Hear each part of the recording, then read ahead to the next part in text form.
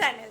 আজ আমি আপনাদের সঙ্গে শেয়ার করব বাড়িতে থাকা দুটো উপকরণের মাধ্যমে কিভাবে খুব সহজেই বাড়িতে ইস্ট তৈরি করে নিতে পারেন। একবার অবশ্যই ট্রাই করে দেখবেন বাড়িতে। আমি তো খুব ভালোভাবে সাকসেস পেয়েছি, তাই আপনাদের সাথেও শেয়ার করার ডিসিশন নিয়েছি।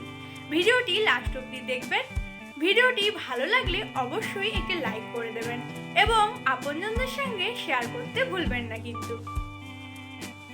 প্রমাণস্বরূপ এই হোমমেড ইস্ট যে কি দুর্দান্তভাবে কাজ করে এবং কতটা পরিমাণ ব্যবহার করবেন সেই জন্য আমি বাড়িতে বানিয়েছিলাম পিৎজা, আর সেই ভিডিও শেয়ার করলাম ভিডিওর লাস্টে।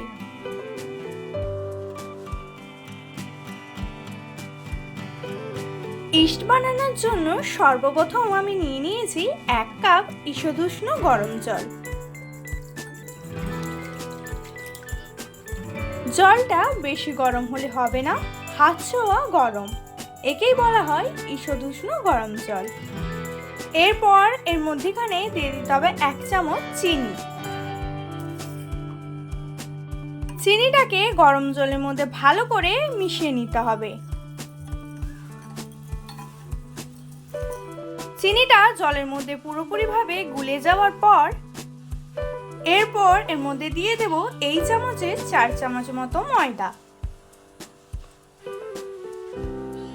প্রথমে 2 চামচ দেওয়ার পর ভালো করে গুলে নেব।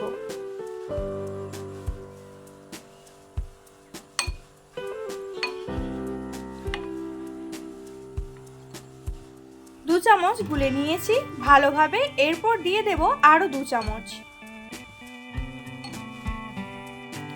এই সময় একটা জিনিস মাথায় রাখবেন, ময়দা যেন দলা পাকিয়ে না রয়ে যায়।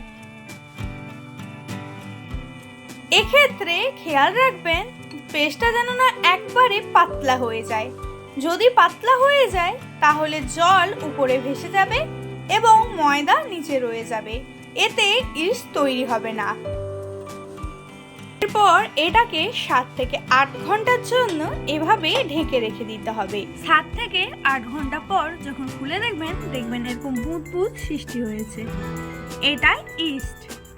যে কোনো জিনিস তৈরি করার ক্ষেত্রে এটি অল্প মিশিয়ে নিন, দেখবেন ইস্টের মতনই পারফেক্টভাবে কাজ করছে।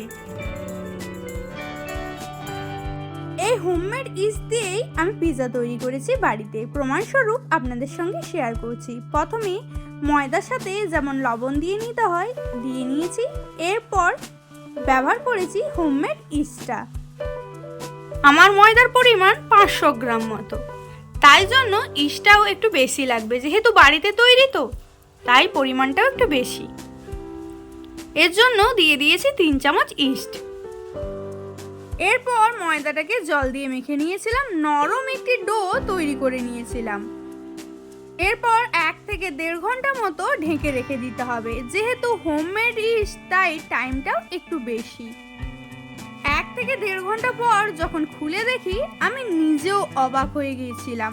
হোমমেড ইস্ট যে দোকানের ইস্টের চেয়েও এত ভালো কাজ করবে নিজের চোখে না দেখলে বিশ্বাসই করতে পারবেন না। আমার পিৎজা তৈরি কিন্তু খুব দারুণভাবে হয়েছিল। আমি আপনাদেরকে অবশ্যই সাজেস্ট করব একবার কিন্তু বাড়িতে বানিয়ে দেখার জন্য। আজকের ভিডিও এই পর্যন্তই, দেখা হচ্ছে পরের ভিডিওতে। আর যদি ভিডিওটি খুবই ভালো লাগে তাহলে অবশ্যই একটি লাইক করে দেবেন আর আমার চ্যানেলটি সাবস্ক্রাইব করে পাশে থাকবেন।